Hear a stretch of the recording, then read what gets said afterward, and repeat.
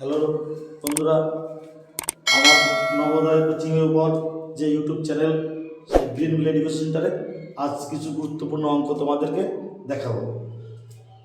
কত সহজে অঙ্কগুলো করা যায় দেখো।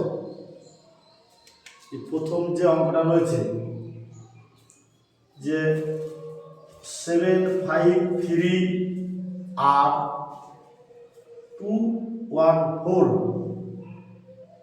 ডিভাইড 9 হলে আর এর মান নির্ণয় করবো। অর্থাৎ এই আর যে যাকে বলা হয়েছে এখানে একটা নাম্বার বসবে সংখ্যা, সেটা কত হলে পুরো সংখ্যাটাকে আমরা 9 দিয়ে ভাগ করতে পারবো। এই কোনো অঙ্কে যদি এরকম ফাঁকা থাকে এবং 9 দ্বারা বিভাজ্যতার কথা বলে তাহলে তোমরা কি করবে দেখো। এই সংখ্যাগুলো প্রথমে কত আছে 7 5 3 2 1 4, এই সংখ্যাগুলোকে পরপর যোগ করে নেবে। আমরা যোগ করলে কত পাচ্ছি 7 যুক্ত 5 যুক্ত 3 যুক্ত 2 যুক্ত 1 যুক্ত 4, 7 5 12 আর 3 15, 15 আর 2 17, 17 18 4 22, আমরা এটা যোগ করে 22 পেলাম। আর আমাদের লক্ষ্য রাখতে 9 দিয়ে কি 22কে ভাগ করা যায়? যায় না। তাহলে 9 দিয়ে 22কে ভাগ করা না যায়, 9-এর পরে কোন সংখ্যাটাকে আমরা 22, এই 22-এর পরে যোগফল 22, এই 22-এর পরে কোন সংখ্যাটাকে আমরা 9 ভাগ করতে পারি? 9 এর নামটা আছে 9 একে 9, 9 দুগুণে 18, 3 9 27, এই 22কে অতিক্রম করে 27 হচ্ছে প্রথম 9 দ্বারা বিভাজ্য সংখ্যা, আর আমার হয়েছে 22, অর্থাৎ 5 কম হয়েছে, ওই 5টাই আর এর মান। আর এর জায়গায় ওই 5 বসবে।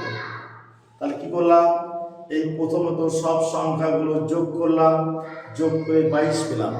ওই 22-এর পরে দেখতে হবে কোন সংখ্যাটি আছে যাকে 9 দিয়ে ভাগ করা যায়।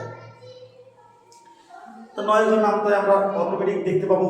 9 একে 9, 9 দুগুণে 18, 9 3 27 লিখে গেলে আমরা 9 27কে পাবো 22-এর পরে, যেটা 9 দ্বারা বিভাজ্য।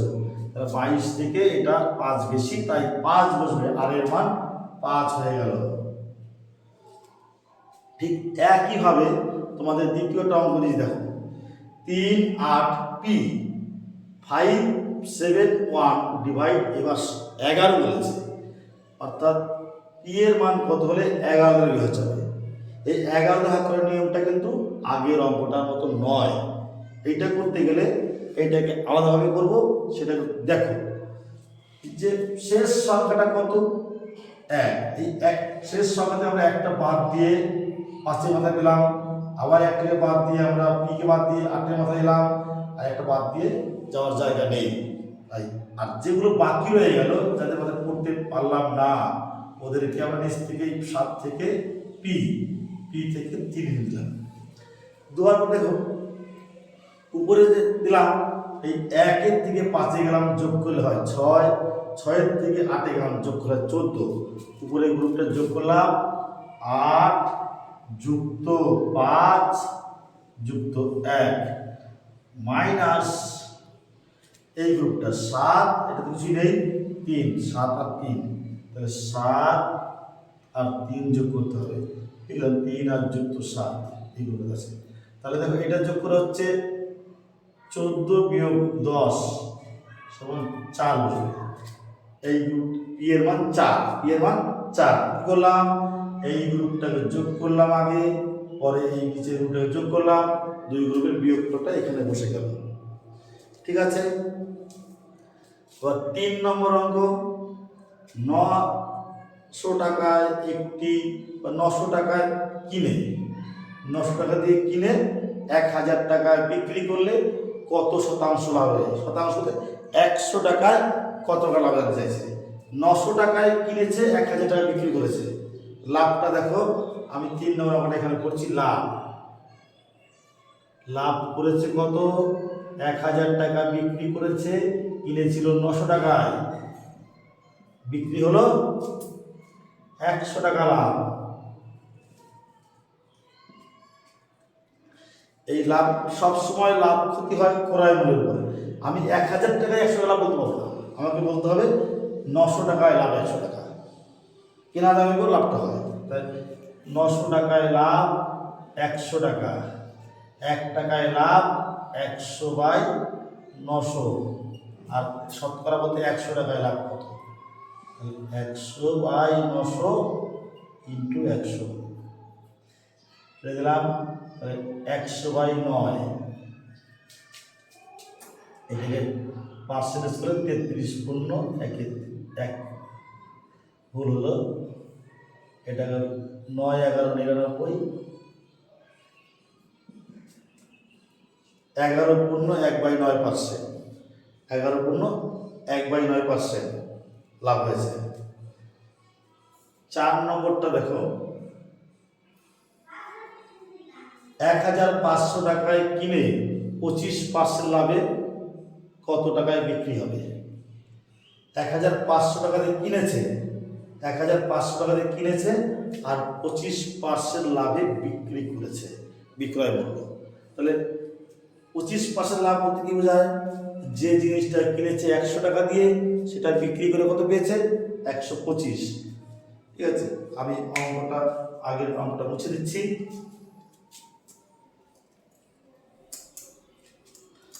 এবার বলছি যে ক্রয়টা কত? ক্রয়টা 100 টাকা, আর লাভটা কত?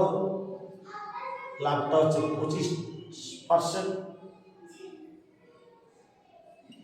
তাহলে বিক্রি কত? যে জিনিসটা কিনেছে 100 টাকায়, সেটা লাভ করেছে 25 টাকা, বিক্রি করেছে 125 টাকা। তাহলে বোঝা গেল। এবার হচ্ছে বিক্রি দামটা আমাকে জানতে চাইছে, বিক্রি দাম, সেজন্য বিক্রিটাকে আমার প্রয়োজন, আর কিনা দামটা বলে দিয়েছে, কিনা দামটা প্রয়োজন। এইটা মাঝে এখন এটার মধ্যে ঢুকে আছে, এটা না হলেও চলবে। তাহলে যেহেতু বিক্রি মূল্য জানতে চাইছে, তা আমি লিখবো বিক্রয় মূল্য লবে থাকবে বাই ক্রয় মূল্য 100 ইন্টু যে 1500। একটা জিনিস মাথায় রাখবে, এখানে ক্রয় মূল্য আছে গণিত ক্রয় মূল্য, এখানে বিক্রয় মূল্য থাকবে গণিত বিক্রয় মূল্য যাবে। ঠিক আছে, তাহলে আমি এখানে বিক্রয় মূল্য জানতে চাইছে, বিক্রয় মূল্যটাকে লবে দিলাম, যেটাকেই জিজ্ঞাসা করবে সেটাকেই আমরা লবে দেবে। বিক্রয় মূল্য জিজ্ঞাসা করেছে, বিক্রয় মূল্য লবে দিলাম। এই 0 দুটো এই 0 দুটো কেটে দিলাম, গুণ করো 125 ইন্টু 15, গুণ করলে 1875 টাকা।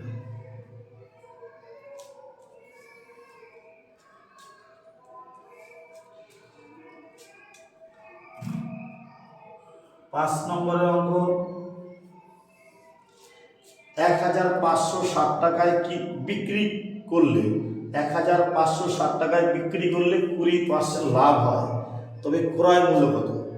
ক্রয় মূল্য একই রকমভাবে লিখছি।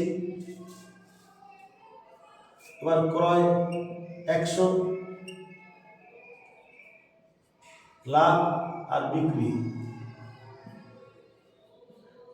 এবার 20% লাভ, লাভ 20 টাকা আর বিক্রি 120 টাকা। এইটা করতে গেলে এবার কি দেওয়া আছে আমাকে? বিক্রয় মূল্য 1520 টাকায় বিক্রি করেছে, 1560 টাকা বিক্রয় মূল্য দেওয়া আছে, আর জানতে চাইছে ক্রয় মূল্য কত। উঠেছে ক্রয় মূল্য কত, ক্রয় মূল্য জানতে চাইছে, আর বিক্রয় মূল্য বলে দিয়েছে, এটাকে আবারও নোট করে দেওয়া। তাহলে ক্রয় মূল্য জিজ্ঞাসা করেছে, দেখো আগের অঙ্কটাতে বিক্রয় মূল্য জিজ্ঞাসা করেছিল, এবারে ক্রয় মূল্য, তাই ক্রয় মূল্যটা এবার লবে যাবে, এবারে 100টা লব হবে, হর হবে বিক্রয় মূল্য। আর কি বলেছিলাম? বিক্রয় মূল্যের যে বিক্রয় মূল্য আছে এখানে লবে হরে এই বিক্রয় মূল্য দিয়ে গুণ হবে, বিক্রয় মূল্য 1560 দিয়ে গুণ। এই 0 0 কাটলাম, 12 দিয়ে কাটলে 12, 13 এটা 1300 টাকা, 1300 টাকা।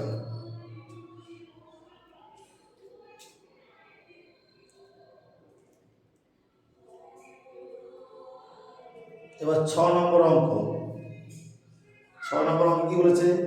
510, 816 এবং 1020 এর গসাগু অভাজ্য বড় সংখ্যা যেন হয়। 510, 816 এবং 1020 এর গসাগু অভাজ্য সংখ্যা, অর্থাৎ এই অঙ্কটার গসাগু নির্ণয় করতে হবে। সেই গসাগু যেন অভাজ্য মানে মৌলিক সংখ্যা যেন হয়। তোমরা গসাগু সবাই নির্ণয় করতে পারবে, গসাগু যেভাবে নির্ণয় করো সেভাবে গসাগু করলে পারবে, কিন্তু এখানে যে বলছে অভাজ্য, অভাজ্য মানে যেন মৌলিক সংখ্যা হয়, এটা আমি করে দিচ্ছি। দেখো আগের অঙ্ক দুটোকে মুছে দিলাম।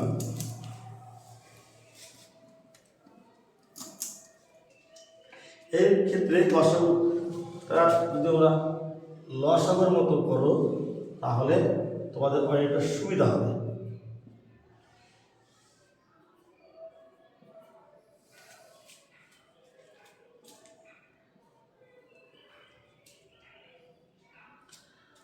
যেহেতু জোর সংখ্যা 2 দিয়ে চালাচ্ছি, 2 4 8, 2 2 গুণে 4, 2 5 10, 2 5 10, 2 4 8, 0 2 8 16, 2 5 10, 1 0,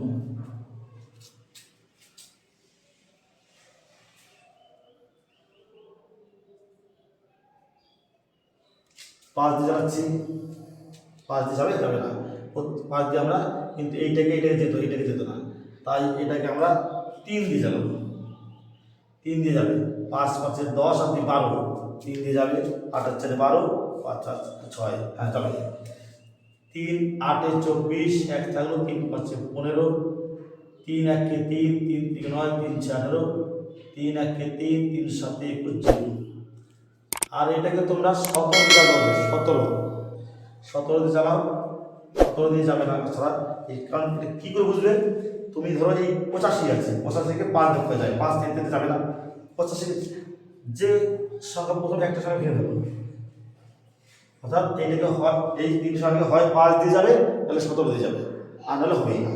5 দিয়ে আমি দেখছি এটা যাবে না, শেষে 5 বছর নেই, 17 দিয়ে এবার দেখি একবার, 17 5 85, 17 8 130, 17 10 170, তাহলে এর আর ভাঙা যাবে না, এই দুটোকে 5 দিয়ে যাবে, কিন্তু এটা যাবে না, এই দুটোকে 10 দিয়ে যাবে, এটা যাবে না। তাহলে আমি এই 3টে পেলাম গসাগু। আমার গসাগু হলো 2 গুণিত 3 গুণিত 17, এর গসাগু 102, কিন্তু অভাজ্য জানতে চাইছে। অভাজ্য গসাগু হলো অভাজ্য বড় গসাগু, অভাজ্য বলার জন্য উত্তরটা আমি 102 না নিয়ে শুধু 17, এই 3টের মধ্যে অভাজ্য বড় গসাগু 17। বর্গের পরিসীমা 76 মিটার হলে তার ক্ষেত্রফল কত হবে? বর্গের পরিসীমা 76 মিটার হলে তার ক্ষেত্রফল, বর্গের পরিসীমা তোমাদের দিয়ে দিয়েছে। বর্গ বলতে চতুর্ভুজ বা বর্গক্ষেত্র, এর 4টে বাহুই কিন্তু সমান থাকে, বর্গক্ষেত্রের 4টে বাহু সমান থাকে। এখানে পরিসীমা বলেছে 76, 4টে বাহুর যোগফল তাহলে 76, 4টে বাহুর যোগফল, কটা বাহুর যোগফল? এটা 4টে বাহুর যোগফল, তাই 4 দিয়ে ভাগ করলে পরিসীমাকে আমরা একটা বাহুর দৈর্ঘ্য পেয়ে যাব। 4 ভাগ করি, বাহু সমান পরিসীমা ভাজিত 19 মিটার, এর প্রত্যেকটা 19 করে হবে। এর ক্ষেত্রফল কত? এবার বর্গক্ষেত্রের ক্ষেত্রফলের সূত্র তোমরা সবাই জানো, বাহু স্কয়ার বা বাহু গুণিত বাহু। তাহলে ক্ষেত্রফল হচ্ছে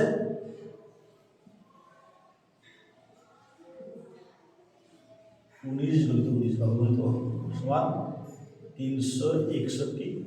যেহেতু বাহুটা মিটারে আছে তাই এটা হবে বর্গ মিটার, বাহুটা মিটারে আছে এই বর্গ মিটার। 7টা করে দিলাম, তাহলে বর্গক্ষেত্রের পরিসীমাকে 4 দিয়ে ভাগ করে তোমরা বাহু দৈর্ঘ্য পাবে, সেই বাহু দৈর্ঘ্য দিয়ে গুণ করলে ক্ষেত্রফল পাবে। আর 8 নম্বরটা হচ্ছে বর্গের ক্ষেত্রফল আছে, আগের মতোই অঙ্ক।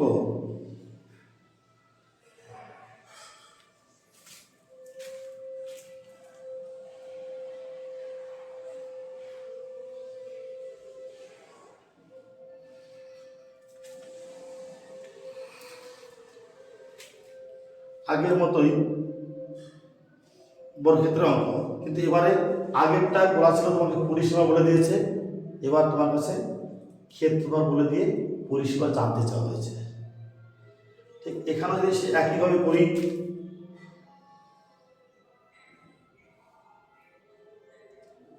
এই বর্গক্ষেত্রের ক্ষেত্রফল 784 বর্গমিটার। তাহলে ক্ষেত্রফলটা কি করে পেয়েছিলাম আমরা? এখানে আগেরটাতে বাহুকে বাহু দিয়ে গুণ করে পেয়েছিলাম, নিশ্চয়ই এই ক্ষেত্রে এই বাহুকে বাহু দিয়ে গুণ করে পেয়েছে কত? পাওয়া গেছে 784। তাহলে ক্ষেত্রফল দিয়ে বাহু দৈর্ঘ্য করতে পারি, তাহলে পরিসীমা করতে পারবো। পরিসীমা হচ্ছে 4 ইন্টু বাহু দৈর্ঘ্য।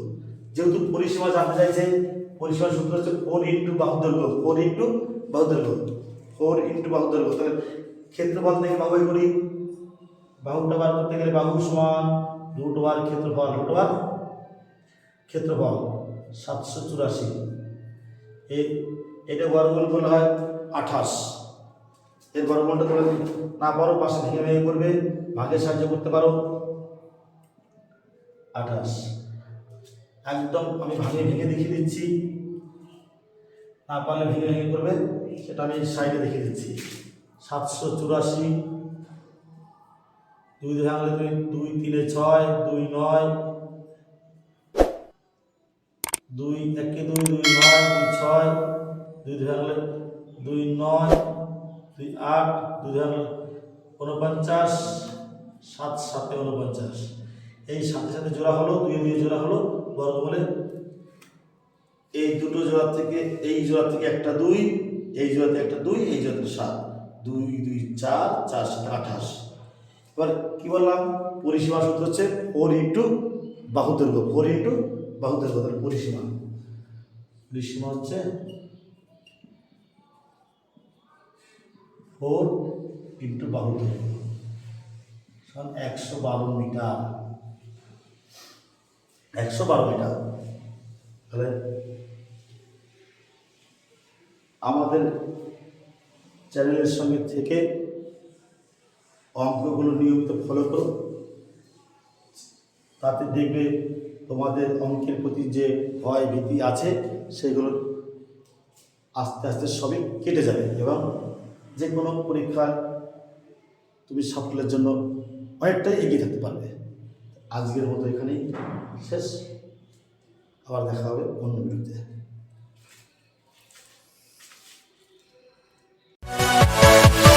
Yeah.